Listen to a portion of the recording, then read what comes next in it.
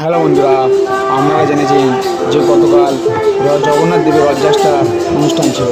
তাই রথযাত্রা উপলক্ষে আমরা অনু দরকারে বাড়াইপুরে গিয়েছিলাম। বাড়াইপুরে রথযাত্রার বিশেষ দৃশ্যপট আমাদের তুলে ধরলাম। আমরা দেখা পাচ্ছেন সামনে কিছু মহিলারা নৃত্য পরিবেশন করছে, আর এই নারীরা খোল কর্তার সহযোগে রথযাত্রাকে অর্থাৎ জগন্নাথ দেবের রথটাকে প্রশস্ত করছে। আর সেখানে গিয়ে জানতে পারলাম যাদবপুর লোকসভা কেন্দ্রের সাংসদ সায়নী ঘোষ এই রথযাত্রা উপলক্ষে উপস্থিত ছিল। শুধু রথযাত্রা না, পাড়ায় বৌদির সঙ্গে যে দুর্গা পুজো হয় সেখানে খুঁটি পুজো উপলক্ষে উপস্থিত ছিল। ওই দেখা পাচ্ছে আমার দিকে নমস্কার জানালো, আমরাও তাকে নমস্কার করলাম। আর সেখানে গিয়ে বুঝলাম যে লোকজন বা ভিড় খুব একটা নেই, মোটামুটি মাঝারি মানের ভিড়। আর এই হচ্ছে কি রথ, উপরে তার রথের চূড়াটা বা রথটা উঁচু বলে তার হয়ে যাচ্ছে বলে কিছু লোক উপরে উঠে ওই তারটা সরানোর চেষ্টা করছে। আর এই দেখা যাচ্ছেন উপরের ওখানে জগন্নাথ বলরাম সুভদ্রা বসে আছে।